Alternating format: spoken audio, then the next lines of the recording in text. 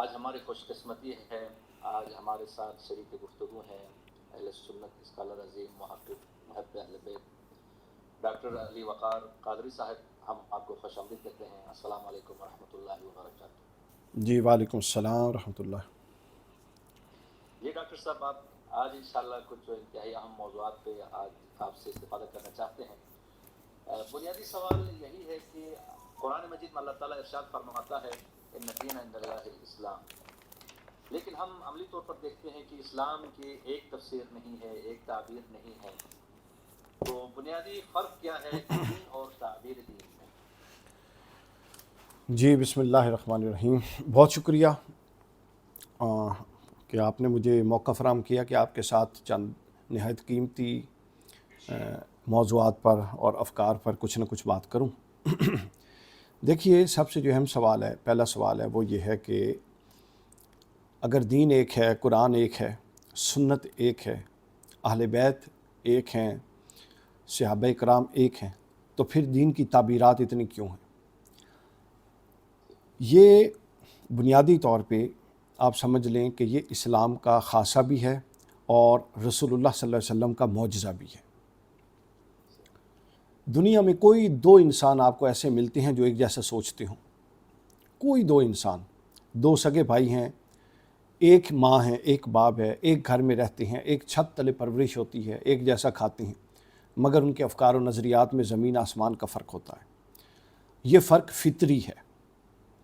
اسلام دین فطرت ہے اور رسول اللہ پیغمبر فطرت ہیں اور اللہ خالق فطرت ہے. تو لہٰذا وہ ایک ایسے ممکن ہو سکتا تھا کہ وہ دین ختم نبوت کے بعد جس نے کائنات کے ہر گوشے تک پہنچنا ہے، جس میں مختلف تہذیب، مختلف تمدن، مختلف مزاجوں کے لوگ ہوں گے، تو یہ دین اپنے دامن میں اتنی وسعت اور اتنا تنوع نہ رکھتا کہ ان تمام معاملات کو حل کرنے کے لیے ایک واضح اور جامع لائے عمل نہ رکھتا. یہ ممکن نہیں تھا. اگر ایسا ہوتا تو ختم نبوت پہ حرف آتا. رسول اللہ صلی اللہ علیہ وآلہ وسلم سے پہلے جو شریعتیں تھیں، اگر آپ ان کا مطالعہ کریں تو مثلا اس وقت جو موجود بائبل ہے، ابھی جو موجود ہے، جس کو ہم سمجھتے ہیں کہ اس میں تحریف ہے، اس کے باوجود اس کا مطالعہ کریں اور جتنے باقی مذاہب کی کتب ہیں، تو آپ کو پتہ لگ جائے گا کہ یہاں جا کے چیزوں کا اینڈ ہو جاتا ہے. اب نئی ہدایت کی ضرورت ہے. تو قرآن مجید اور سنت نبوی صلی اللہ علیہ وسلم اس سے مستثنا تھی. اس لیے اللہ تعالیٰ نے اس کے اندر وسعت دی. اب وہ وسعت کیا ہے اور کہاں ہے، یہ ہے ہمارا موضوع. اس کے لیے میں ایک اصول بیان کرتا ہوں. وہ اصول ہے، اس وسعت کو آپ نام دیتے ہیں اسلام کے یا احکام اسلامی کے دو حصے ہیں. ایک کو کہتے ہیں حیت اصلیہ اور ایک کو کہتے ہیں حیت قضائیہ. حیت اصلیہ ہوتی ہے جو اس کی اصل روح ہے، مقصد ہے، مقصد صدور ہے، جس کی وجہ سے وہ حکم نازل ہوا، اس کو کہتے ہیں حیت اصلیہ. اور حیت قضائیہ یہ ہے کہ کسی زمانے، کسی مکان، کسی تہذیب، کسی تمدن کے عرف کی رعایت کر کے اس حیت اصلیہ کو نافذ العمل کیسے کرنا ہے، یہ ہے حیت قضائیہ. تو لہٰذا حیت اصلیہ جتنے بھی یہ انٹرپریٹیشنز ہیں اسلام کی، ان پر میں بات کروں گا انٹرپریٹیشنز پر ابھی، لیکن پہلے یہ سمجھ لیں کہ جتنی بھی انٹرپریٹیشنز ہیں، وہ حنفی انٹرپریٹیشن ہو، وہ شافعی انٹرپریٹیشن ہو، وہ مالکی انٹرپریٹیشن ہو، وہ جعفری انٹرپریٹیشن ہو، جس کی بھی جو بھی اور اس کے علاوہ اور بھی بہت ساری انٹرپریٹیشنز ہیں. ٹھیک ہے، امام زید کا فقہ ہے اور بہت سارے ہیں، ابن حزم کا فقہ ہے، ابن تیمیہ کا فقہ ہے. ان تمام کی جو انٹرپریٹیشنز ہیں، یہ انٹرپریٹیشنز اس اصول حیت اصلیہ کو قائم رکھتے ہوئے ہر ایک نے اپنے تمدنی اور عرفی حالات کے مطابق اس کی نئی انٹرپریٹیشن پیش کرنے کی کوشش کی ہے. تو لہٰذا اولاً یہ نقطہ ثابت ہوا کہ ہم ان تمام کو قرآن اور سنت کی تعبیر ہی سمجھیں گے، کسی کو مطلق گمراہ اور کافر نہیں کہتے. ٹھیک. اب دوسری چیز یہ ہے کہ جب آپ ان کا مطالعہ کرتے ہیں تو ظاہر ہے آپ ان میں سے کون سا امام ہے جس کے وضع کردہ اصول، چونکہ اصول وضع ہوتا ہے، اس اصول کی بنیاد پر حکم وضع ہوتا ہے. آپ مثال لے لیں، امام ابو حنیفہ کے نزدیک اگر کوئی اہل مدینہ عمل کرے تو وہ سند نہیں ہے. امام مالک کے نزدیک جو ان کے اصول فقہ ہیں، فقہ بہت بات کی بات ہے، یہ فرق پڑتا ہے اصول سے. جو ان ائمہ نے اصول وضع کیے ہیں ان اصولوں میں ہی سمجھ، اب جب آپ پازیٹیو ہو کے ان اصولوں کا مطالعہ کریں تو آپ کو سمجھ آ جاتی ہے کہ اس اصول کے تحت یہ چیز اس طرف یوں جا رہی ہے۔ امام مالک کے نزدیک اصول فقہ کے اندر ایک اصول ہے جس سے مصدر شریعت کہتے ہیں، مصادر شریعت میں سے ایک مصدر شریعت یہ ہے تعامل اہل مدینہ۔ وہ اگر اہل مدینہ کو کوئی عمل کرتا دیکھ لیں تو وہ سمجھتے ہیں یہ دین کا جزو ہے۔ باقی تینوں چاروں ائمہ میں، امام جعفر صادق علیہ السلام سمیت، ان کے نزدیک تعامل اہل مدینہ مصدر شریعت نہیں ہے۔ سمجھے؟ اس کے بعد امام اعظم ابو حنیفہ، اب امام اعظم ابو حنیفہ کی رائے کیا ہے؟ امام اعظم ابو حنیفہ، دین ایک نص وارد ہوئی، ٹھیک ہے، اس نص کا جو عملی انطباق ہے، پریکٹیکل امپلیمنٹیشن ہے، جو اس کے اندر سے واضح ہوتی ہے، اس کی اقتضاء ہے نا، ہر ایک ہوتی ہے نص کے اندر عبارت النص، ایک ہوتی ہے اس نص کے اندر اشارت النص، ایک ہوتی ہے اس نص کے اندر دلالت، اور ایک ہوتی ہے اس نص کا اقتضاء، وہ صادر کیوں ہوئی۔ امام ابو حنیفہ رحمۃ اللہ علیہ ان چاروں کا لحاظ رکھتے ہوئے اقتضاء پر مقدمہ قائم کرتی ہیں، جبکہ ایک اور سلفی مکتب فکر ہے، میں 2-3 مثالیں دے رہا ہوں مقدمہ سمجھانے کے لیے۔ سلفی مکتب فکر ہے، وہ اس کی اقتضاء کو نہیں دیکھتا، وہ نص میں وارد الفاظ کو دیکھتا ہے۔ تو جب آپ لفظ پر فوکس کریں گے اور اس کے بڑی پکچر نہیں دیکھیں گے تو ظاہر ہے 2 مختلف آراء ہوں گی۔ صحیح بخاری میں ایک حدیث ہے، حضور علیہ السلام نے کچھ صحابہ کو ایک جگہ بھیجا اور ان کو فرمایا کہ فلاں مقام پر تم عصر کی نماز پڑھنا۔ اب صحابہ کرام پیچھے تھے اور وہ مقام ابھی آگے تھا اور عصر کا وقت آ گیا اور جانے لگا، تو 2 گروہ ہو گئے۔ ایک طبقہ یہ کہتا تھا کہ رسول اللہ نے چونکہ حکم دیا ہے جگہ کے ساتھ، لہٰذا ہم عصر یہ قضا کریں گے، وہاں جا کے عصر پڑھیں گے۔ اور دوسرے طبقے نے کہا کہ نہیں، رسول اللہ صلی اللہ علیہ وسلم کے اس فرمان کا مرادی معنی یہ تھا کہ ہم عصر تک پہنچ جائیں گے، تو جب ہم عصر تک نہیں پہنچ سکے لہٰذا عصر پڑھ لیں، کوئی حرج نہیں۔ اب ایک نے اس نص کے گہرائی میں اتر کے اس کے مقصد پر غور کیا، اس کے لفظ پر نہیں گیا، اور دوسرا طبقہ اس کے لفظ پر گیا۔ تو یہ جتنے اختلافات ہیں مکاتب فکر کے، وہ اس نوعیت کے ہیں۔ ہم نے ہر ایک کے بارے میں اس نے ظن رکھنا ہے۔ آپ سارے میرا موضوع ہے اصول فقہ، آپ سب کے اصول کا مطالعہ کریں، وہ اہل تشیع ہوں، وہ اہل سنت ہوں، پھر اہل سنت میں 4 نہیں، اہل سنت میں تو 50 سے زیادہ مذاہب ہیں، لیکن جن کو قبولیت عامہ میسر آئی وہ 4 ہیں۔ مطالعہ کریں تو اس میں سے کہیں بد نیتی کا، کہیں کسی، یہ پوری انٹلیکچول بحث ہے۔ اور ایک اس سے چاہتا ہے کہ اب بنیادی طور پر تو 2 ہی مکاتب فکر ہیں، تشیع ہے اور تسنن ہے، اور پہلا اختلاف بھی اگر ہم دیکھیں تو امامت کے مسئلے پہ اختلاف ہے۔ پہلا سوال ہمارا ایڈریس ہو گیا، مکمل ہو گیا، بالکل، یعنی بات واضح ہو گئی فکر۔ تو اب سوال یہ پیدا ہوتا ہے کہ اب یہاں پر بھی مختلف تعبیرات ہیں اور تشریحات ہیں کہ یہ اختلاف کیوں رونما ہوا۔ تو سوال بنیادی طور پر یہ ہے کہ علامہ طاہر قادری صاحب کی ایک کتاب ہے سیف الجلی علی منکر ولایت علی، تو اس میں وہ ایک نظریہ پیش کرتے ہیں جس میں وہ ولایت کو چند حصوں میں تقسیم کرتے ہیں۔ تو اس حوالے سے آپ کیا فرمانا چاہتے ہیں کہ اس کتاب کا بنیادی مقصد کیا ہے، وہ کیا فکر پیش کرنا چاہتے ہیں؟ دیکھیے ڈاکٹر طاہر القادری صاحب کا جو ہمارے ہاں اہل سنت میں، بلکہ بالعموم اہل اسلام میں جو منصب ہے وہ بڑا بلند منصب ہے، اور ان کی پوری فکر کا ہمیشہ مدار اس بات پہ رہا ہے کہ امت کا تصور پیدا ہو۔ کبھی انہوں نے اپنے آپ کو کسی مسلک کے ساتھ ٹیگ نہیں کیا، حالانکہ وہ فقہاً حنفی ہیں، لیکن ان کے مشرب میں اتنی وسعت ہے کہ جس میں تمام مکاتب فکر کے مسائل اور ان کے احکامات کو قبولیت کے لیے کوئی ایسا ٹائٹ کرائیٹیریا نہیں ہے، وہ گنجائش دیتی، ان کی وسعت ہے طبیعت کے اندر۔ اب امت میں چونکہ کہ یہ معرکۃ الاراء مسئلہ بن گیا، دیکھیے کچھ حقائق ایسے ہیں جو ہمارے ماضی میں ہوئے، آپ کی اور رائے ہو سکتی ہے، میری اور رائے ہو سکتی ہے۔ ایک نقطہ نظر یہ ہے کہ ہم ان کو لیں، سقیفہ بنی ساعدہ کا معاملہ لیں، اور جناب رسول اللہ کی وصیت کا معاملہ لیں، حدیث کرتاس کو لیں، اور لڑتے جائیں، انتشار کرتے جائیں اور کچھ حاصل نہ ہو۔ اینڈ پہ آپ بھی اپنے گھر میں کھڑے ہوں تلواروں کے ساتھ زخمی ہو کے، اور میں بھی اپنے گھر میں کھڑا ہوں۔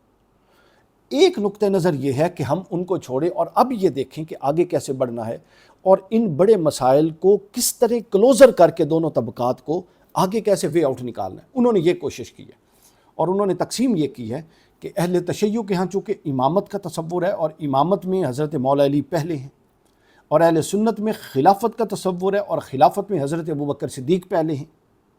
یہ دونوں بدیہی باتیں ہیں، ان میں کوئی شک والی بات نہیں۔ اب انہوں نے کیا کیا، انہوں نے اس کی تقسیم یہ کی، اور پھر یہ ان کا اپنا بھی اجتہاد نہیں ہے، بہت سارے ائمہ اہل سنت جن کا انہوں نے ذکر کیا، حضرت شاہ ولی اللہ محدث دہلوی، شاہ عبدالحق محدث دہلوی رحمۃ اللہ علیہ، یہ بڑے مقام کے لوگ، اور اس طرح بہت سارے لوگ، انہوں نے بھی یہ تقسیم کی۔ انہوں نے کہا کہ چونکہ ابو بکر صدیق کے پاس حکومت ہے، ایڈمنسٹریشن ہے، تو اس کو خلافت ظاہری سمجھی جائے اور ایڈمنسٹریشن رول سمجھا جائے، اور جو حضرت مولا علی ہیں وہ اپنا رسول اللہ کے پہلے باطنی خلیفہ ہیں، ولایت میں وہ رسول اللہ کے جانشین ہیں، من کنت مولا فاز علی مولا۔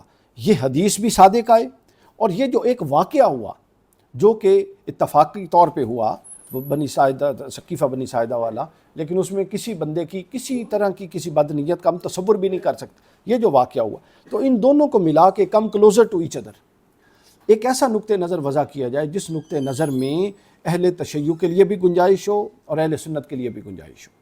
تو یہ انہوں نے السیف الجلی کا مقدمہ لکھا، اور آپ کو اندازہ نہیں ہے کہ یہ جو سنی بریلوی مکتب فکر ہے، ان سے ان کی جتنی مخالفت، یعنی جو مخالفت کی پاکستان اور دنیا میں ڈاکٹر صاحب کے ساتھ مخالفت کی بنیاد ہے، وہ پتہ کیا ہے؟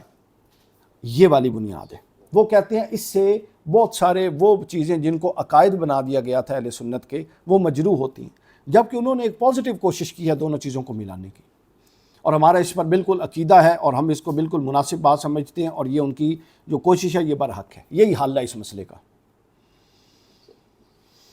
تو لہٰذا یہ کہ شیعہ طالب علم ہونے کے اعتبار سے ہمارے ذہن میں جو سوال آتے ہیں وہ یہ ہے کہ اب پیغمبر اکرم صلی اللہ علیہ وآلہ وسلم جو کہ ہمارا سب کے لیے عمل ہے، لقد کان لکم فی رسول اللہ اسوۃ حسنہ، تو ان کی ذات میں تو یہ ساری ولایتیں جمع تھیں، تو رسول کی رحلت کے بعد جو الگ الگ رہے، تو خود پیغمبر کی سیرت میں یا فرامین میں کوئی ایسی چیز ملتی ہے ہمیں؟ نہیں، اب جتنی چیزیں پیغمبر میں جمع تھیں، یہ اس بات کی کیا دلیل ہے کہ وہ ساری کسی ایک شخص میں جمع ہوں؟ اس کے لیے نص ہونی چاہیے، اس کے لیے کوئی دلیل تو نہیں ہے نا۔ تو اس کے لیے بلکہ حدیث کے اندر خود موجود ہے، جناب سیدہ کائنات سیدہ فاطمہ الزہرا سلام اللہ علیہ امام حسن اور امام حسین کو حضور کی خدمت میں لے آئیں، اور فرمایا، عرض کی کہ ان کو یا رسول کچھ عطا فرمائے، تو حضور نے فرمایا کہ حسن کو میں اپنی ہیبت اور ہیبت دیتا ہوں، اور حسین کو اپنی جلالت دیتا ہوں۔ تو اس بات کا تو ہمارے ہاں ثبوت ہے کہ حضور نے خود اپنی خصوصیات کو یوں کر کے بانٹا، چونکہ رسول اللہ کے بعد ہر شے کا مجمع کوئی نہیں ہو سکتا۔ تو یہ میرا نہیں خیال کہ یہ کوئی اعتراض کی بات ہے کہ رسول اللہ میں تو خلافت اور امامت جمع تھی اور بعد میں وہ الگ نہیں ہو سکتی، نہیں، میرے نزدیک اس بات میں کوئی زیادہ ایسی نہیں ہے، یہ ہو سکتی ہے، ایسی بات نہیں۔ اچھا، ہمارے ہاں تو امامت کا تصور ہے، اور پیغمبر اکرم صلی اللہ علیہ وسلم سے ہمارے ہاں محفوظ بھی ہے ہماری کتابوں میں، اہل سنت کتابوں میں 12 کا جو ہے وہ تصور ہے، لیکن جو ہم سنتے ہیں کہ اہل سنت کے ہاں 4 اماموں کا جو تصور ہے، حضرت امام ابو حنیفہ، حضرت امام شافعی، مالک اور امام احمد بن حنبل رضوان اللہ علیہم، تو کوئی نص آپ کے ہاں، یا ایک تاریخی طور پر جیسے آپ نے کہا کہ ثقیفہ کے حوالے سے ایک حادثہ تھا، یعنی اتفاقی تھا، تو یہ بھی اتفاقی طور پر ائمہ بن گئے؟ نہیں، اس پر کوئی نص نہیں ہے، ان کو ہم اس طرح امام نہیں مانتے جس طرح ائمہ اہل بیت کو مانتے ہیں، جس طرح کے امام مولا علی ہیں، امام حسن ہیں، امام حسین ہیں، امام ابو حنیفہ اس طرح کے امام نہیں ہیں۔ اس کے لیے ٹرم ہوتی ہے امام فی الفقہ، سمجھ آئیے، فن کا امام، ایک شخص ایک فن میں اتنی بلندی پر گیا کہ اس کو درجہ امامت مل گیا، تو یہ لفظ بولنے میں وہی امام ہے، لیکن اس کا قطعی مطلب یہ نہیں ہے کہ امام حسین ورگے وہ امام بن گئی، یا امام حسن جیسے وہ امام، نہ، کوئی تصور بھی نہیں کرتا اہل سنت میں اس کا۔ وہ ایک مثلا ایک ڈگری ہے نا، پروفیسر، پہلے وہ ایسوسیٹ ہوتا ہے، پھر اسسٹنٹ ہوتا ہے، پھر ایسوسیٹ ہوتا ہے، پھر فل پروفیسر ہو جاتا ہے۔ تو اس طرح ہمارے ہاں مجتہد ہیں، مجتہد فی المذہب، مجتہد فی الشرع، مجتہد فی الترجیح، مجتہد مطلق کو عام مجتہد بھی کہتے ہیں، اور مجتہد مطلق کو امام بھی کہتے ہیں۔ تو یہ مراتب فقہ ہیں اور علمی مراتب ہیں، اس کا وہ نسبت رسالت مآب اور رسول اللہ کے بیٹوں کے ساتھ جو امامت ہے اس کے ساتھ اس کا کوئی تعلق نہیں۔ یہ تو ڈاکٹر طاہر القادری صاحب فرماتے ہیں کہ امام ابو حنیفہ میرے امام اس لیے ہیں کہ وہ جعفر الصادق علیہ السلام کے شاگرد ہیں، تو لہٰذا یہ کوئی تصور ہی نہیں ہے، کوئی تصور نہیں ہے، نہ کوئی نص ہے نہ کوئی تصور ہے۔ ہاں، انہوں نے جو اصول وضع فرمائے، اس اصول پر امت کے بڑے حصوں نے اتفاق کر لیا، بس اتنی سی بات ہے، بجائے اس کے کہ ہر بندہ اپنی نئی گلی تلاش کرے۔ تو وحدت کو قائم رکھنے کے لیے بعد کے علماء نے پھر یہ کال کیا کہ ان چاروں سے باہر، اہل سنت میں ان چاروں سے باہر ہر اصول تو اور بھی بہت سارے ائمہ نے وضع فرمائے۔ سفیان ثوری کی فقہ تھی، ابن حزم کی فقہ تھی، ابن قتیبہ کی فقہ تھی، ٹھیک ہے، سفیان بن عیینہ کی فقہ تھی، تو ان ساری فقہ کو پھر نہیں، اب انتشار سے بچنے کے لیے چاروں میں اس کو محصور کر دیا۔ اور یہ بھی ذہن میں رہے اس کا مطلب یہ نہیں ہے کہ حنفی شافعی فقہ پر عمل نہیں کر سکتا، شافعی مالکی فقہ پر عمل نہیں کر سکتا، مالکی جعفری فقہ کا کسی مسئلے پر، یہ ایک پوری کتاب ہے، ٹھیک ہے۔ الانتقال بین المذاہب، احکام اسلامی میں توسع کا قاعدے باقاعدہ قرآن و سنت میں بیان ہوئے ہیں۔ حنفیوں کے لیے یہ حنفی کتابوں میں لکھا ہوا ہے کہ وہ شافعی مسلک پر بامر ضرور امر ہو، لیکن اس میں ایک چیز ہے، خواہش نفس نہ ہو، یہ نہ ہو کہ جہاں آسانی ملے چلتا جائے اور اپنی خواہش نفس کے تحت ایسا نہ کرے۔ لیکن یہ ایسا نہیں کہ کوئی ایسی ٹائٹ کر دیا چیز آپ اس سے نکل نہیں سکتے۔ حنفیت قرآن نہیں ہے، حنفیت امام ابو حنیفہ کی انٹرپریٹیشن ہے، جس سے آپ اتفاق بھی کر سکتے ہیں، دلیل سے اختلاف بھی کر سکتے ہیں۔ اسی طرح شافعیت امام شافعی کی انٹرپریٹیشن ہے، جس سے آپ دلیل سے اتفاق بھی کر سکتے ہیں اور اختلاف بھی کر سکتے ہیں، لیکن ان کے جو اصول ہیں اس پر امت نے اتفاق کر لیا۔ کون سے؟ جو عصر حاضر کے جو نئے مسائل جو ہیں آج کل کے ہیں، جو اس زمانے میں نہیں تھے، تو جدید مسائل کے لیے کیا رائے ہے؟ بہت سارے ہمارے دیکھیں، ہمارے لیے اصول ہے قرآن اور سنت، سمجھ آئی؟ یرید اللہ بکم الیسر ولا یرید بکم العسر، سمجھ آئی ہے؟ قرآن ہے، سنت ہے، آپ کو ان ائمہ کی آراء میں اس مسئلے کا حل ملتا ہے تو چاروں کو سامنے رکھیں، امام جعفر صادق کو، پانچوں کو سامنے رکھیں، جو قریب تر معلوم ہوتا ہے اور جو اس وقت کی ضرورت کے لیے زیادہ قریب تر ہے، زیادہ آسان ہے، بس اس کو اڈاپٹ کر لیں۔ اور اگر آپ کو لگتا ہے کہ ان چاروں ائمہ کے ہاں حل موجود نہیں ہے تو آپ اپنی پانچویں رائے قائم کرنی، آپ کو کون روک رہے؟ تو قرآن و سنت تو موجود ہے نا، جس نے اساس فراہم کر دی، اس اساس پر ان کے دور میں اگر مسئلہ نہیں ہے تو آپ نیا مسئلہ، ہزاروں ایسے مسائل ہیں جس میں علماء نے اپنی نئی رائے قائم کی ہے، تو اس میں کوئی پابندی والی بات نہیں ہے۔ یعنی مرحوم شیخ اظہر کے جو سابق رئیس تھے شیخ شلتوت، ان کا فتویٰ ہے کہ ایک سنی رہتے ہوئے فقہ جعفریہ پہ بھی عمل کر سکتا ہے، یعنی اس کا مطلب ہے کہ یہ بالکل کوئی حرج نہیں، کوئی حرج نہیں ہے اس میں، بلکہ اگر آپ کے پاس اگر وقت ہو تو میں آپ کو ائمہ اہل سنت کے وہ اقوال پڑھاؤں کہ انہوں نے شرائط بیان کی ہیں کہ ان دو تین شرطوں کا لحاظ رکھ کے جو اہل سنت ہے، مثلا حنفی ہے وہ فلاں امام کے فتوے پر عمل کر سکتا ہے، اس کا رکھ کے وہ فلاں پر عمل کر سکتا ہے، کوئی جکڑ بندی نہیں۔ یہ جکڑ بندی بنائی ہوئی ہے ان مولویوں نے جو پڑھتے کوئی نہیں ہے، ٹھیک ہو گیا، اور دوسری طرف بنائی ہوئی ہے ان ذاکروں نے جو پڑھتے کوئی نہیں ہے۔ پڑھنا کیا، ان کو تو کتاب بیچارے کا نام پڑھنا نہیں آتا۔ اچھا، حنفیوں سے ہٹ کر یا حنفی مالکی سے اختلاف ہٹ کر بھی خصوصاً پاکستان میں ایک اور ہمیں اختلاف یا نظر آتا ہے کہ یہ بریلوی ہے، یہ دیوبندی ہے، تو یہ کیا چیز ہے؟ یہ کچھ بھی نہیں ہے، یہ ایک تفرقے کی نئی شکل ہے۔ بر صغیر میں دو مدارس تھے، ان مدارس کے جو ممتحن تھے، ادھر اپنا مولانا قاسم نانوتوی تھے، مولانا شف علی تھانوی تھے، مولانا قاری طیب تھے، اور مولانا محمود الحسن تھے، اور ادھر اعلیٰ حضرت احمد رضا خان بریلی تھے، اور بعد میں ان کے باقی شاگرد تھے، مولانا نعیم الدین مراد آبادی تھے، صدر الشریعہ، اور یہ لوگ تھے۔ ان کے درمیان بعض مسائل پر اختلاف ہو گیا۔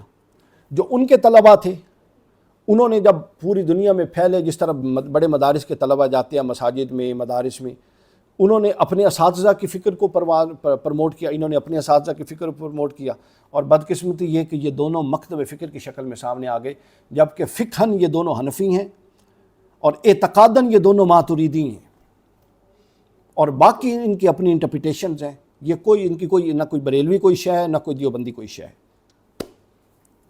تو آپ نے ماشاءاللہ جو پہلے سوال کے جواب میں اور ابھی آپ نے کہا یہ بھی کوئی شے نہیں ہے، لیکن ہمیں تکفیر نظر آتی ہے، یعنی آپ دیکھتے ہیں کہ بہت سارے اہل سنت کے جو مثلا دیوبندی ہیں وہ بریلویوں کی تکفیر کرتے ہیں، جو بریلوی بڑے بزرگان کو دیکھا ہے کہ وہ دیوبندیوں کی، یہ مل کے اہل حدیث کی تکفیر کرتے ہیں، وہ مل کے پھر تشیع کی تکفیر کرتے ہیں۔ تو تکفیریت کے بنیادی اسباب کیا ہے؟ تکفیریت دیکھیے، اس کو دیوبندی یا بریلوی کے ساتھ فکس نہ کریں۔ تکفیریت کا ایک اپنا پس منظر ہے جو چل رہی ہے، اور یہ شروع ہوئی تھی خوارج سے۔ آپ کو پتہ امت میں سب سے پہلے تکفیر کس نے کی تھی؟ خوارج نے، جو حضرت مولا علی کے لشکر سے صفین میں نکل گئے تھے، اور بعد میں انہوں نے کیا رائے قائم کی تھی وہ بیان کرنے کی ضرورت نہیں، آپ کو پتہ ہے۔ تو وہاں سے پھر کیا ہوا، ہر مکتب فکر میں آپ یہ بات ذہن میں رکھ لیں کہ ہر مکتب فکر کے جو شدت پسند لوگ ہیں وہ زبانی کہیں نہ کہیں وہ دوسرے کے بارے میں دوسرے کی تکفیر بھی کرتے ہیں اپنی نجی مجالس میں، اور ان کے بارے میں کفر کا عقیدہ بھی رکھتے ہیں۔ بریلویوں میں بھی ایسے لوگ موجود ہیں جو دیوبندی شیعہ اہل حدیث کی تکفیر کرتے ہیں، ممبر پہ آ کے کوئی کہے یا نہ کہے۔ اب چونکہ پابندیاں لگ گئی ہیں نا، حکومتوں کی طرف سے سختی ہو گئی ہے، لیکن اندر ان کی نجی محافل میں یہی کچھ ہے، منافقت ہے۔ شیعوں میں بھی ایسے لوگ ہیں جو بریلوی اور دیوبندیوں کی تکفیر کرتے ہیں، اور اہل حدیثوں میں بھی ایسے لوگ ہیں جو بریلویوں کو بدعتی، شیعوں کو مشرک اور دیوبندیوں کو مطلب فاسق اور فاجر کہتے ہیں۔ تو یہ ہر طبقے میں ایک چھوٹا سا ایسا طبقہ شدت پسند موجود ہوتا ہے، لیکن بالعموم اس تکفیری روش کے خلاف جو نوجوان نسل ہے وہ اب اس روش کو قبول کرنے کو تیار نہیں ہے کہ ایک مسلمان، اور ہمیں بھی اس چیز کا ابلاغ کرنا چاہیے کہ جو صاحب قبلہ ہے، جو قرآن اللہ کو ایک مانتا ہے، قرآن مجید کو اللہ کی کتاب، رسول اللہ کو آخری رسول اور صاحب قبلہ ہے، اس کی تکفیر نہیں کی جا سکتی، بس بات ختم۔ جو بھی کرتا ہے وہ اس کے اپنے، اب ہمارے یہاں پرابلم یہ ہوا ہے سر، ہم نے نص کو، اپنا تعبیر کو نص کی جگہ رکھ دیا ہے۔ نص تھا قرآن اور سنت، اب اس کی اعلیٰ حضرت احمد رضا خان بریلوی نے ایک تعبیر کی، اب ہمیں قرآن اور سنت سے غرض کوئی نہیں ہے، اب اعلیٰ حضرت کا فتویٰ نص کی حیثیت اختیار کر گیا ہے۔ دوسری طرف مولانا تھانوی نے ایک فتویٰ دیا، قرآن و سنت پیچھے رہ گیا، اب وہ نص کی حیثیت اختیار کر گیا۔ ادھر مولانا ابتسام الہی ظہیر نے ایک فتویٰ دیا، اب قرآن و سنت کی اہمیت ختم، اب وہ تعبیر کی۔ جب آپ شخصیات کو دین، اپنا شخصیات اور ان کی آراء کو قرآن و سنت کے اوپر مقدم کر دیتے ہیں تو پھر یہ والی روش ہوتی ہے جو ہو رہی ہے۔ یعنی اپنے آپ کو آپ ابھی بریلوی کہنا پسند نہیں کرتے ہیں؟ میں تو ہوں ہی نہیں بریلوی، کہنا کیا ہے میں نے۔ اور طاہر قادری صاحب جو ہیں، طاہر القادری صاحب بھی مسلمان ہیں اور اہل سنت ہیں، وہ تو بریلوی نہیں کہتے کبھی بھی اپنے آپ کو، اچھا کبھی بھی نہیں، ساری عمر کہا۔ ہم اہل سنت ہیں، اہل سنت بڑا ٹائٹل ہے، اور مسلمان، پہلے ہم بنیادی طور پہ مسلمان ہیں۔ جب کوئی پوچھے کہ آپ کا مکتب فکر کیا ہے، سوچتے سمجھتے کیسے ہیں، تو اہل سنت کا منہج ہم اپناتے ہیں، بس اس حد تک ہے۔ آپ نے خوارج کا ذکر کیا کہ سب سے پہلے تکفیری تاریخ اسلام میں وہی تھے، اور یہ درست بھی ہے۔ تو جنگ نہروان کے حوالے سے اور جنگ صفین کے حوالے سے اور جنگ جمل کے حوالے سے بنیادی موقف کیا ہے اہل سنت کا؟ دیکھیے جی، میرے سامنے یہ اہل سنت کی بنیادی کتب پڑھی ہیں، یہ اصول الدین ہے امام بزدوی کی، یہ ویسے میں بتا رہا ہوں، مختصر جواب دوں گا۔ اس کے بعد یہ پڑھی ہے الاعتقاد امام بہقی کی، امام ابو شکور سالمی کی التمہید، اور مرام الکلام صاحب نبراس شیخ عبدالعزیز پرہاڑوی کی۔ اہل سنت کا وہ صفین ہو، وہ جمل ہو، وہ نہروان ہو، یا اس کے علاوہ چھوٹے چھوٹے جتنے، یہ تو بڑے مارکے تھے، اس کے علاوہ چھوٹے چھوٹے جتنے مارکے ہوئے، اہل سنت کا اس بات پر اتفاق ہے کہ ہر مارکے میں حضرت مولا علی حق پر تھے، اور حضرت علی کے مد مقابل جو لوگ تھے وہ خطا پر تھے، اور بعض بغاوت پر تھے، بعض خطا پر تھے، جو غلط فہمی پر تھے اور صورت مسئلہ واضح نہیں تھی، ٹھیک ہے، وہ خطا پر تھے۔ ان کو بعد میں احساس ہوا اور انہوں نے باقاعدہ توبہ کی اور رجوع کیا اپنے نقطہ نظر سے، اور جو لوگ ڈٹے رہے ان کے لیے اہل سنت کا بالکل واضح موقف ہے کہ وہ باغی گروہ ہے اور وہ بغاوت پر تھے، اور حدیث بخاری 28-12 کے اندر رسول اللہ صلی اللہ علیہ وسلم نے خود بھی اس گروہ کو باغی کہا ہے کہ جو عمار کو قتل کہا۔ حالانکہ رسول اللہ کی نگاہ کیا صرف صفین پر تھی، عمار کے قتل پر، اس سے پہلے نہیں تھی، مگر رسول اللہ نے جو حکم نافذ کیا، چونکہ جہاں پر آپ کی انٹینشن درست ہوتی ہے، غلط فہمی ہوتی ہے، تو اس پر پھر وعید نہیں ہوتی۔ تو لہٰذا جو حضرت علی، حضرت مولا علی ہر حال میں حق پر تھے، چونکہ حضور نے فرمایا تھا کہ العلی مع الحق والحق مع العلی، العلی مع القرآن والقرآن مع العلی، تو اس میں تو کوئی دوسری رائے ہے ہی نہیں، اور اہل سنت کا یہ موقف ہے ہمیشہ سے۔ اب باقی بات جو رہ جاتی ہے وہ یہ رہ جاتی ہے، کیونکہ صحیح بخاری ہی میں حدیث ہے، حضرت امام حسن علیہ السلام کے حضور نے فرمایا کہ ان ابنی ھذا سید، یہ میرا بیٹا سردار ہے جو مسلمانوں کی 2 بڑے گروہوں میں صلح کروائے گا۔ اب بغاوت کفر کو ملتزم نہیں ہے، یہ بات ذہن میں رکھ لیں، یعنی ہم ان کے نقطۂ نظر کو غلط کہتے ہیں اور اس عمل کو جسٹیفائی نہیں کرتے۔ اس کا مطلب یہ نہیں ہے کہ اب وہ سب انسان تھے، ٹھیک ہے، اب آپ تصور کر سکتے ہیں کہ جن لوگوں نے جانیں کٹائیں، جانیں دیں، جن لوگوں نے مال لگائے، جن لوگوں نے ماریں کھائیں، احد میں، بدر میں دیکھیں، احد میں دیکھیں، 10,000 مخلصین جو مدینہ سے آئے، وہ سارے کے سارے مطلب اس طرح ہو گئے تھے کہ ان میں سے کسی کو بھی اہل بیت کا کوئی لحاظ نہ رہا۔ یہ بڑی ناانصافی ہے صحابہ کرام کے مقام کو لے کر، ایسا بالکل نہیں ہے۔ اہل تشیع یہ ظلم کرتے ہیں کہ وہ 5-6 شخصیات کی بنیاد پہ پورے طبقے صحابہ کو ہی انڈرمائنڈ کر دیتے ہیں۔ امیر معاویہ، ابو سفیان، مغیرہ بن شعبہ، عمر بن العاص، یہ 4-5 حضرات اہل سنت میں یہ ان کا درجہ صحابیت کا ہے، اور بعض کے نزدیک ان میں سے بعض کا طلقاء کا ہے۔ لیکن ان 4-5 حضرات کو، یا وہ 4-5-10 حضرات جو موٹو بنے حضرت علی کے مخالفت میں تھے، نقطہ نظر ان کا مختلف تھا. آپ ان کی نیت پہ شک کریں نہ کریں یہ ایک الگ موضوع ہے, ہم نہیں کرتے. ان 4 شخصیات کی بنیاد پر اہل تشیع ہمارے جو بھائی ہیں یہ ظلم یہ کرتے ہیں کہ یہ صحابہ کرام کی پوری جماعت کو انڈر ایسٹیمیٹ کر دیتے ہیں. جو بدر تک تھے, جو احد تک تھے, وہ کتنے مخلصین تھے, کیا کچھ انہوں نے نہیں دیا. ٹھیک ہے, اب ان 4 سے اہل سنت کا جو موقف ہے وہ یہ ہے کف لسان. کف لسان کا مطلب یہ ہوتا ہے کہ نفس صحابیت کی بنیاد پر ہم ان کے بارے میں تان نہیں کریں گے, لان نہیں کریں گے. ان کے موقف کی حمایت ہے ہی نہیں, کہیں کوئی نہیں کرتا, بس یہ ختم. اب خرابی ہمارے ہاں کہاں سے ہوئی؟ ناسبیت, آپ نے سوال کیا, ناسبیت نے پتہ کہاں سے جنم لیا؟ جب ہمارے اہل سنت کے لوگوں نے نعرہ لگایا بے خطا معاویہ. اب کیا ہوا وہاں سے؟ دیکھیے چونکہ ہمیں کوئی مناظرہ نہیں ہے, صرف آپ کا موقف ہم سمجھنا چاہتے ہیں. دیکھیں ایک تو آپ کا نظریہ ہے عدالت صحابہ کا, اور یہاں پر جس طرح آپ نے کہا کہ ایک ظلم شیعہ کرتے ہیں, تو ایک ظلم آپ کی طرف سے بھی ہمیں نظر آتا ہے. وہ یہ ہے کہ جن لوگوں نے مثلا خلیفہ اول کی حضرت ابوبکر کی مخالفت کی, ان کے بارے میں ان کا موقف آپ کو بالکل واضح ہے. اور جنہوں نے حضرت عمر کے ساتھ یا حضرت عثمان کے ساتھ جنہوں نے جنگ کی یا ان کے خلاف جو بغاوت ہوئی, تو وہاں ان کو تو آپ بالکل باغی قرار دیتے ہیں. لیکن جب جو لوگ حضرت علی کے مقابلے میں آئے, خصوصاً اصحاب صفین کے بارے میں, کہ ان کے بارے میں دیکھیں بہت بڑا طبقہ ہمیں نظر آتا ہے کہ جس طرح آپ نے ذکر کیا وہ بے خطا بے گناہ کا جو ہے وہ نعرہ لگاتے ہیں, اور ان کو صرف اسی بنیاد پر کہ وہ عدالت صحابہ کے زمرے میں شامل ہوتے ہیں. تو یہ عدالت صحابہ کا جو نظریہ کیا ہے؟ نہیں, یہ بالکل غلط بات ہے. ہم جو مشکل ہے, یعنی ایک قاتل ہے ایک مقتول ہے. جس طرح حضرت ابو بکر کے صدیق کے سامنے آنے والا باطل تھا, حق پر نہیں تھا, حضرت عمر کے سامنے والا حق پر نہیں تھا, حضرت عثمان کے سامنے والا نہیں تھا, اس طرح حضرت علی کے سامنے آنے والا بھی حق پر نہیں تھا. یہ جن کا موقف ہے یہ سوال آپ ان سے کریں, ہم تو نہیں کرتے, پہلی بات. ٹھیک ہے, اچھا دوسری بات یہ ہے کہ عدالت صحابہ کا موقف سمجھ لیجئے. عدالت صحابہ کا موقف یہ نہیں ہے کہ صحابہ معصوم ہیں, ان سے گناہ کوئی نہیں ہو سکتا. صحابہ کرام کو تو زنا اور شراب کی پینے کی حدود میں حدیں لگتی رہیں رسول اللہ کے زمانے میں. تو اگر رسول اللہ کے زمانے میں ہو سکتا ہے تو بعد میں بھی یہ سب کچھ ہوا. عدالت صحابہ اہل سنت کے نزدیک کیا ہے؟ آپ اتفاق یا اختلاف کر سکتے ہیں. نقطہ نظر یہ ہے کہ وہ کوئی قول رسول اللہ صلی اللہ علیہ وسلم سے منسوب کرنے میں جھوٹ نہیں بول سکتے. یہ ہے عدالت. بس عدالت بمعنی وہ جو علوم الحدیث میں عدالت کا معنی ہے نا, صرف وہ معنی ہے کہ ہم یہ اپنا حسن ظن رکھتے ہیں کہ کوئی بھی صحابی, جو صحابی جس کو شرف صحابی رہا, صحابی کون ہے؟ جس نے اسلام قبول کیا اور اسلام پر اس کی موت ہوئی. اب قبول کیا ہمارے سامنے, اب باقی معاملات اللہ کے حوالے ہیں, کون اسلام پر دنیا سے گیا. تو جو گیا ہم ان سے متعلق یہ عقیدہ رکھتے ہیں کہ وہ رسول اللہ کے ساتھ بات قصداً جھوٹی منسوب نہیں کر سکتے. یہ ہے عدالت. اس کے اندر یہ نہیں ہے کہ وہ گمراہ نہیں ہو سکتے, وہ کوئی کبائر کی مرتکب نہیں ہو سکتے, یہ کہیں اس کا چیپٹر نہیں ہے, یہ بات ذہن ہے. تو عدالت کا مفہوم یہ ہے کہ وہ رسول اللہ صلی اللہ علیہ وسلم کے ساتھ کوئی بات غلط منسوب نہیں کر سکتی. یعنی ابھی تو آپ دیکھتے ہیں کہ کچھ افراد ہیں جو صرف امیر شام کا نہیں بلکہ یزید کا بھی دفاع کرتے ہیں.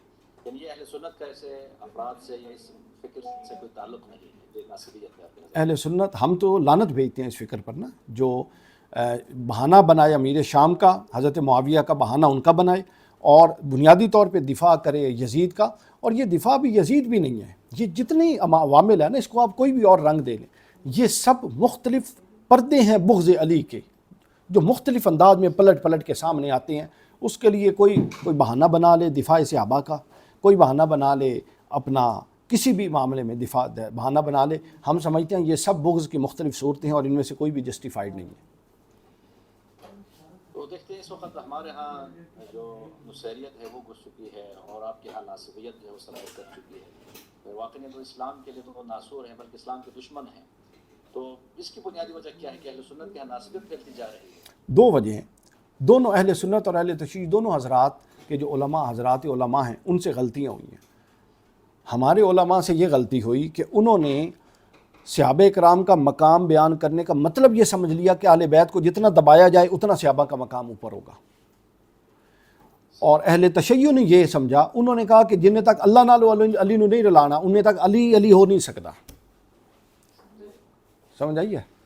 تو اب دونوں طرف سے غلو ہے. بغض بھی ہے، ایک ہمارے ادھر طرف جو ہے یہ بغض ہے، غلو کم ہے بغض زیادہ ہے۔ دیکھیں جو سچ ہے اس کو ماننا چاہیے، ہمارے ہاں غلو کم ہے بغض زیادہ ہے، اور آپ لوگوں کے ہاں غلو اس حد تک بڑھ چکا ہے۔ میں خود اہل تشیع کی بہت ساری مجالس میں جاتا ہوں، اب تو خیر علماء کے ساتھ تو ایسی بات منسوب کرنا بالکل درست نہیں، لیکن جو ذاکر حضرات ہیں وہ سمجھ، اور جو آپ کی ہماری عوام ہے، خاص طور پہ ایران کے اس مزاج کا مجھے نہیں معلوم، پاکستان کی جو عوام کا مزاج ہے سر، اگر کم از کم علی کو تقدیروں کا خالق نہ کہا جائے، اس سے نیچے وہ راضی نہیں ہوتے، وہ خوشی نہیں ہوتے، وہ کہتے ہیں یار یہ کیڑا بندہ سدیا تسی، یہ تو سانو کوئی اس تو اچے گل بھی نہیں دس رہا۔ اب میں آپ کو ایک لطیفہ سناؤں، میں ایک جگہ پہ گیا خطاب کرنے، اب وہ مجھے کہتے ہیں آپ نے جی صرف شہادت امام علی مقام امام حسین علیہ السلام کی شہادت کا واقعہ سنانا ہے، صرف فٹ۔ انہوں نے کہا جی فضائل ہم نے بہت سنی ہے، صرف ہم اہل سنت اسکالر سے واقعہ سننا چاہتے ہیں۔ خیر میں نے واقعہ سنایا، ان کو بہت خوشی ہوئی، بڑا انہوں نے گریہ کیا، بہت خوشی ہوئی۔ انہوں نے اگلے سال پھر بلایا اور مجھے کہا صرف واقعہ سنانا ہے۔ میں نے کہا یار یہ تو آپ نے پچھلے سال سن لیا تھا۔ کہتے ہیں نہیں صرف واقعہ ہی سنانا ہے۔ اب جب اصرار ہو اس حد تک تو ٹھیک ہے، میں نے کہا جی تھوڑا سی فضائل کے ساتھ واقعہ سناتا ہوں۔ اب جب واقعہ سنا کے میں گیا نا کھانا کھانے، تو وہ مجھے کہتے ہیں علامہ صاحب یہ تو تسی پچھلے سال والا واقعہ سنایا شہادت دا۔ تو میں نے کہا شہادت کا تو امام حسین کی تو ایک ہی دفعہ کربلا میں ہوئی تھی جو میں نے سنائی۔ کہتے نہیں ساڑھے ذاکر تو ہر سال نویں شہادت سنیں دیں، تسی ایک قسم سنا کے جا رہے ہو۔ تو یہاں تو یہ حال ہے، یہاں کان پہ ہاتھ رکھتے ہیں اور کہتے ہیں آواز آندی ہے، کوئی پتہ نہیں کتھوں آندی ہے تو کتھے جاندی ہے، اس کے بعد جو منہ میں آتا ہے کہتے ہیں۔ اور ہمارے ہاں روش یہ ہے، جو فضیلت آل رسول اور اہل بیت کی ہے وہ موضوع اور جھوٹی روایتیں بنا کے وہ صحابہ کرام میں ڈالتے ہیں، تاکہ اگر اوپر نہیں کر سکتے تو کم از کم برابر کی ٹکر پہ تو لے آئیں۔ اللہ تعالیٰ ان دونوں کو ہدایت دے۔ دیکھا ہے کہ مطلب ایک ظلم آپ جیسے علماء کی طرف سے تو نہیں، لیکن عموماً سوشل میڈیا پہ دیکھیں افراد جو ہے وہ ان جاہل افراد کی ذاکروں کی باتیں لے کر اس کو تشیع کے ساتھ منسوخ کرتے ہیں۔ آپ دیکھیں ہمارے فقہ آغا سستانی آغا رہبر جو کہ سب سے بڑے اس وقت جو ہے یہ بالکل ایسے ہی ہے جیسے آپ ابھی ناسبیت کو اہل سنت کے ساتھ جوڑ رہے ہیں نا، اور میں آپ کے سامنے سنی بیٹھا ہوں اور ناسبیت کو اہل سنت کے ساتھ جوڑ رہے ہیں نا، تو ہمیں بھی تکلیف ہوتی ہے۔ یہ تکلیف پھر آپ بھی برداشت کریں۔ سیستانی صاحب بڑے بندے ہیں، اپنا خامنائی صاحب بڑے بندے ہیں، بہت ان کی توضیح المسائل مجھے زبانی حفظ رہی ہیں کسی دور میں، آپ کو معلوم ہے۔ ان کا فتویٰ ہے کہ جو غالی ہیں یہ نجس ہیں، یہ کافر ہیں، جناب ان کا بالکل فتویٰ ہے ان کا، یعنی بالکل ائمہ کی روایات کی روشنی میں جو غالی ہیں وہ نجس ہیں، وہ لیکن ائمہ مجتہدین جو آپ لوگوں کے ہیں ان کی فکر کے علماء پاکستان میں بہت کم ہیں، بلکہ اب تو کچھ عرصے سے، پتہ نہیں آپ کے علم میں ہوگا، کچھ عرصے سے باقاعدہ ایک موومنٹ چلائی جا رہی ہے کہ تقلید حرام ہے، اور آپ یہ کون ہوتے ہیں، اور اتنے نازیبا الفاظ استعمال کیے جاتے ہیں سیستانی صاحب کے بارے میں، خامنئی صاحب کے بارے میں، بشیر نجفی صاحب کے بارے میں، جتنے مراجع ہیں سب کے بارے میں نازیبا الفاظ استعمال کر کہتے ہیں تقلید صرف امام مہدی کی ہوگی، معصوم کی ہوتی ہے۔ ٹھیک ہے، تو یہ ایک نئی لہر ہے۔ دیکھیں جو حق لوگ ہوتے ہیں نا، حق تصور ہوتا ہے، اس کو ہمیشہ باطل سے ٹکراؤ رہتا ہی رہتا ہے۔ اب یہ ہے کہ باطل اتنا ایڈوانس جا رہا ہے، تو حق والے کتنے ایڈوانس ہیں؟ ہم اتنے ایڈوانس بیسیکلی نہیں ہیں کہ ہم ان سازشوں کے ان سے آگے آ کے کاؤنٹر کرنے کی پوزیشن میں ہوں۔ اچھا، افکار اور عقائد کے بعد ایک دو سوال جو ہے نا فقہی حوالے سے ہیں۔ عام طور پر دیکھیں ایک تصور خصوصاً پاکستان میں یہ ہے کہ اگر کوئی ہاتھ چھوڑ کے نماز پڑھے تو کہتے ہیں یہ شیعہ ہے، اگر کوئی باندھ کے پڑھے تو یہ سنی ہے، اور یہی جو ہے وہ جمع بین الصلاتین کے حوالے سے ہیں، اگر کوئی ظہرین کو جمع کر کے پڑھے یا مغربین کو تو یہ شیعہ ہے، اگر الگ الگ پڑھیں تو پھر وہ سنی ہے۔ تو کیا یہ شیعہ سنی کے یہ اختلافات ہیں، یا یہ وہ مسائل ہیں جو فقہ کے اندر بھی، مثلا اہل سنت کے مکاتب فقہ کے اندر بھی اختلافات پائے جاتے ہیں؟ جی ہاں، یہ ایسے ہی ہے۔ تین بھائی تھے، پہلے میں آپ کو نا ایک لطیفہ سناتا ہوں، پھر میں آپ کو اس جواب دوں گا۔ 3 بھائی تھے، تو ایک بھائی نے کہا کہ جو حضرت موسیٰ علیہ السلام نے گائیں ذبح کی تھی نا جی، وہ کالی تھی۔ دوسرا بھائی تھا، اس کا کام نہیں چل رہا تھا، اس کے پاس بھی مسجد تھی۔ اس نے کہا کہ میں کیا کروں، اس نے سوچا کہ بڑے بھائی کا تو کام چل گیا، اس نے کہا کہ نہیں وہ کالی نہیں تھی، وہ سفید تھی، اس کا بھی بڑا کام چل گیا۔ اب رہ گیا درمیان والا سب سے چھوٹا بھائی، وہ بڑا پریشان کہ کالی بھی بڑے بھائی مان لئیے، چھوٹی بھی، اب میں اپنا کام کیسے چلاؤں؟ تو کھانے پہ بیٹھے تھے تو بڑے بھائی نے سمجھایا، اوے بے وقوف، کالی میں کہہ رہا، سفید یہ کہہ رہا، تو کہہ ڈب کھڑبی آئی، ادھی کالی تھی ادھی چٹی سی، اس کا کام چل گیا۔ تو جو اس لطیفے کی حقیقت ہے وہ اس اختلاف کی حقیقت ہے۔ ہاتھ جو ہے نا، ہاتھ باندھنا، یہ ارکان صلاۃ میں سے ہی نہیں ہے۔ دنیا کی کوئی کتاب فقہ کی اٹھائیں جس میں ہاتھ باندھنا اور ناف سے اوپر یا نیچے باندھنا اس کو ارکان صلاۃ میں سے کہا جائے جس سے نماز مجروح ہوتی ہے ہی نہیں سرے سے۔ اہل سنت میں لوگ ناف پر بھی باندھتے ہیں، ناف کے نیچے بھی باندھتے ہیں، سینے پر بھی باندھتے ہیں اور چھوڑتے بھی ہیں۔ اب اہل سنت جو بالعموم اہل سنت، جمہور اہل سنت 4 ائمہ کو حق کہتی ہے، اس میں امام مالک کا ہاتھ چھوڑنے کا موقف ہے، امام شافعی کا سینے پر باندھنے کا، امام ابو حنیفہ کا ناف پر باندھنے کا۔ تو لہٰذا یہ کوئی اختلاف ہی نہیں ہے۔ یہ اختلاف وہ لوگ پکڑ کے بیٹھے ہیں کہ جن کو اس سے بڑا کوئی اختلاف سمجھ نہیں آتا۔ تو یہ دین نے دیکھے نا، دین نے پیٹ بھی تو سب کے بھرنے ہیں۔ تو بس یہ چیزیں اس کا مسئلہ ہے، اس کا کوئی کسی سنی یا شیعہ ہونے کے ساتھ کوئی تعلق ہی نہیں۔ میں سناتا ہوں۔ سنائیے۔ میں ایک دفعہ تبلیغ کے سلسلے میں آپ کے پنجاب کے شہر میں گیا، جو کہ اہل سنت عالم دین کے ساتھ گفتگو ہوتی تھی، تو وہ مجھے خود سنا رہے تھے۔ ایک جوان ہے مسجد میں، تو بڑا پریشان تھا، کہا کہ مولانا صاحب میں بڑا پریشان ہوں، ہمارے کچھ لوگ ادھر باندھتے ہیں، کوئی ناف پہ باندھتے، کچھ میں کدھر باندھوں؟ تو اس نے کہا بیٹا آپ آگے تو کوئی جگہ نہیں، آپ پیچھے باندھیے۔ وہ بھی کہہ رہے تھے یہ کوئی ایسا مسئلہ جو ہے ہاں بالکل ایسے ہی ہے، یہ کوئی مسئلہ لیکن جو دوسرا مسئلہ جو میں نے ذکر کیا جمع بین صلاتین کا، تو یہ مسئلہ بھی روایات ہیں کہ مثلا خود نہج البلاغہ میں، عجیب بات ہے، نہج البلاغہ میں جو مکتوب نمبر 52 ہے، آپ دیکھ لیں، وہاں پر امیر المومنین نے 5 اوقات بیان کیے۔ ہاں اب یہ میں بتانے لگا تھا جو آپ نے اشارہ کر دیا، تعلیم کے لیے جو ہے یعنی آپ باندھ کے اس کو جمع کر سکتے ہیں، یہ بالکل اس پر جمع کرنا جائز ہے۔ اس پر اہل سنت اور اہل تشیع دونوں میں ایکسٹریمزم ہے۔ اہل سنت 5 اوقات میں پڑھتے ہیں اور باجازت، جو رسول اللہ صلی اللہ علیہ وسلم نے حدیث میں دی ہے، اجازت اور عذر کے ساتھ بھی جمع کرنے کو منع کرتے ہیں، یہ بھی ایکسٹریمزم ہے۔ اور اہل تشیع نے اب جمع کی اتنی عادت بنا لیا کہ اپنے اوقات پر کھول کے الگ الگ کر کے پڑھنا وہ سمجھتے ہیں یہ شیعی نے راسی بندہ۔ یہ بھی کوئی مسئلوں میں سے مسئلہ نہیں۔ صحیح بخاری صحیح مسلم کے اندر حدیث ہے، رسول اللہ صلی اللہ علیہ وسلم نے بغیر کسی عذر کے اور مقیم تھے، سفر میں نہیں تھے، نمازوں کو جمع کیا۔ لہٰذا اہل سنت کا جو موقف ہے وہ یہ ہے کہ عادتاً جمع نہیں کرنا چاہیے۔ کوئی عذر ہے، آپ نے میٹنگ میں جانا ہے، آپ نے سفر میں جانا ہے، آپ بیمار ہیں، ایک دفعہ اٹھے ہیں، تو آپ بالکل کوئی پرابلم نہیں، جمع کر کے پڑھیں، عادتاً جمع نہ کریں۔ یہی اہل تشیع کا اصل موقف ہے۔ وہ تو قرآن نے کہا نماز کا اپنا اپنا وقت ہے، ٹھیک ہے نا، تو نمازوں کو ان کے اوقات میں فرض کیا گیا۔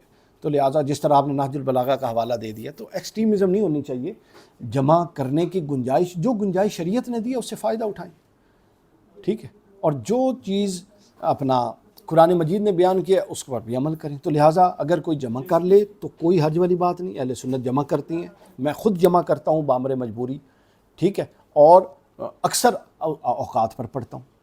تو یہ بھی کوئی لڑائی جھگڑے کی بات نہیں ہے، الگ الگ ہی پڑھتا ہوں لیکن بعض اوقات جمع بھی کرتا ہوں۔ بالکل ایسی ہے، جمع بھی کر لیتا ہوں۔ مثلا سفر میں ہوتا ہوں، مطلب ہفتے کے لیے جانا ہوتا ہے سفر میں، تو 80% جمع ہوتی ہیں، 20% الگ الگ پڑھنے کا موقع ملتا ہے، اور جب مقیم ہوتا ہوں تو 80% الگ الگ ہوتی ہیں، 20% جمع کرنے کا موقع ملتا ہے۔ تو یہ تو آسانی کے ساتھ ہے، جہاں آپ کو آسانی ہے، فرض کی ادائیگی ضروری ہے۔ بلکہ ایک دفعہ میں جب گھر گیا تو مرحوم والد صاحب نے جب دیکھا کہ میں الگ الگ پڑھتا ہوں تو وہ مجھ سے غصے میں کہہ رہے تھے لگتا ہے آپ کسی سنی مدرسے میں پڑھ رہے ہیں۔ تو یہ ایک تصور یہ ہے کہ عوام میں کہ جو الگ الگ پڑھے وہ سنی، حالانکہ یہ ایسے ہی ایسے ہی۔ اس حوالے سے آخری جو سوال ہے وہ یہ کہ اب اتحاد امت سے کیا مراد ہے، اور اتحاد امت کے لیے پھر ہمیں کیا کرنا چاہیے؟ اتحاد امت نہیں ہو سکتا جب تک کہ آپ بنا اتحاد نہیں طے کر لیتے کہ اتحاد ہوگا کس بات پہ۔ اہل تشیع سے پوچھیں وہ کہیں گے اہل بیت پر اتحاد کریں، اہل حدیث سے پوچھیں وہ کہیں گے قرآن پر اتحاد کریں، اہل سنت سے پوچھیں وہ کہیں گے صحابہ پر اتحاد کریں۔ جب تک یہ سب بیٹھ کے اتحاد کی بنیاد طے نہیں کرتے اس وقت تک اتحاد نہیں ہو سکتا، اور ابھی تک اتحاد کی بنیاد طے نہیں ہوئی۔ اب سن لیجیے، میں گیا تھا جامعہ عروۃ الوثقی میں، ایک پروگرام تھا۔ ہمارے علماء جو ہے نا، یہ بڑی اب کوئی سخت لفظ نہ ہو جائے، اس چیز سے کام لیتے ہیں کہ یہاں اور جب اتحاد کی مجالس میں آتے ہیں اور کانفرنسوں میں آتے ہیں تو اور باہر جا کے اور۔ جامعہ عروۃ الوثقی میں ایک پروگرام تھا، علماء سپیچز کر رہے تھے اتحاد پر، میں ان کو خود پرسنل زندگی میں جانتا ہوں، میں حیران ہو رہا تھا کہ یہ بندہ یہ باتیں کر رہے ہیں۔ اب مجھے غصہ آیا ہوا تھا، میں گیا اور میں نے اپنی تقریر کے پیپر تو رکھے فائل میں نے کہا جی ایک کی گزارش ہے، انہوں نے جتنی تقاریر کی ہیں یہ صرف ہاتھ اٹھا کے حلف دیں اس دن بدھ یا جمعرات تھی، اب جمعہ آنے والا ہے، یہی تقریر اپنے جمعے پہ کریں گے، اپنے عوام کے سامنے، اپنے عوام کے اپنے ممبر پہ، لیکن ایک نے بھی ہاتھ نہیں اٹھایا۔ تو لہٰذا یہ صرف باتیں ہیں اتحاد امت، کوئی اتحاد نہیں چاہتا، چونکہ بہت ساری روٹیاں، بہت سارے معاملات یہ عدم اتحاد پر کھڑے ہیں، تو مفاد پہلے اتحاد بعد میں ہے۔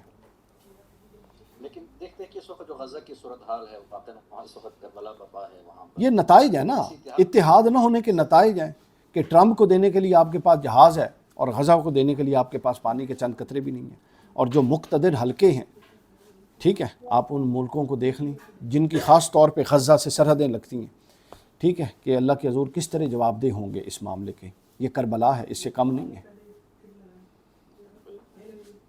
جی بہت شکریہ، اللہ تعالیٰ آپ کو جزائے خیر دے، انشاءاللہ آپ کے ساتھ وقتاً فوقتاً اگر موقع ملے تو انشاءاللہ آپ سے استفادہ کرتے ہیں۔ جی انشاءاللہ۔ ابھی آپ امام حسین کے روضے پر کب جا رہے ہیں؟ میں انشاءاللہ آج ہی رات کو مغربین کے بعد نکل رہا ہوں، تو اس حوالے سے اگر آپ کوئی نوجوانوں کو پیغام ہے کربلا کے حوالے سے، حسینیت کے حوالے سے۔ اب دیکھیے پیغام میں کیا دے سکتا ہوں، کربلا جو ہے اس کو سمجھنے اور پڑھنے کی ضرورت ہے، خاص طور پہ امام حسین علیہ السلام کا یزید سے جو اختلاف تھا وہ سمجھنے کی ضرورت ہے۔ ہمارا یزید سے اختلاف یہ ہے کہ وہ قاتل حسین ہے، اور حسین کا یزید سے اختلاف یہ نہیں تھا، بلکہ حسین کا اختلاف اس کے علاوہ تھا۔ وہ اختلاف کیا تھا؟ جب وہ اختلاف ہم سمجھ جائیں گے تو ہم حسینیت کو سمجھ جائیں گے۔ جناب اس سے جو ایک قول مشہور ہے کہ واقع کربلا کے بعد دو فرقے رہ گئے، ایک حسینی فرقہ، ایک یزیدی فرقہ، اس کو آپ درست سمجھتے ہیں؟ یہ بالکل ہے، اب آپ کے سامنے ہے، دیکھیں کیسا ہو رہا ہے، اب شیعہ سنی پیچھے ہٹتے جا رہی ہیں، اور اب حسینی یزیدی فرقہ، ہمارے اہل سنت میں تو یہی بن رہا ہے، اب تو بالکل الٹیمیٹلی یہ بننا ہی بننا ہے، یہ امام حسین علیہ السلام کی قربانی اور محنت کا نتیجہ ہے۔ اور پھر حدیث رسول بھی ہے کہ حضور نے فرمایا کہ الحسین منی وانا من الحسین، کہ حسین مجھ سے اور میں حسین سے ہوں۔ تو اس میں جو پہلا من ہے وہ للتبعیض ہے، اس کا مطلب یہ ہے کہ حسین جزو ہے، میں کل ہوں اس کا، اور دوسرا من ہے للبیان، اس کا مطلب یہ ہے کہ جو حسین کا نقطہ نظر ہے وہی میرا نقطہ نظر ہے، تو لہٰذا یہ تو ہونا ہی ہونا ہے حدیث رسول کی بشارت۔ راول پنڈی میں علامہ قادری صاحب تشریف لائے تھے، تو مجلس میں انہوں نے خطاب کرتے ہوئے بیان کیا کہ جس حدیث کا جو پہلا جو جملہ ہے حسین منی، تو آسان ہے، ہر بیٹا جو ہے باپ سے ہوتا ہے، لیکن جو دوسرا جو نقطہ ہے کہ میں حسین سے، پیغمبر نے فرمایا، کہتے میں نے ایک عرصہ غور کیا اس مسئلے پہ، لیکن جب اسلام کی تاریخ پہ غور کیا تو پتہ چلا 60 ہجری تک، بہت سے لے کر کربلا تک حسین ہے، ہاں اور بالکل کربلا ایسے، سے لے کر بالکل ایسے، بالکل ایسے۔ اس طرح عرب شاعر کا ایک شعر ہے، الاسلام محمدی الوجود کو حسین المقام، اور شکریہ۔ کی وجہ سے محمد نے وجود عطا کیا، حسین کی قربانی سے مقام ملی۔ خداوند عالم سے دعا ہے، خداوند عالم ہم سب کو انشاءاللہ حسین کی راہ پہ چلنے کی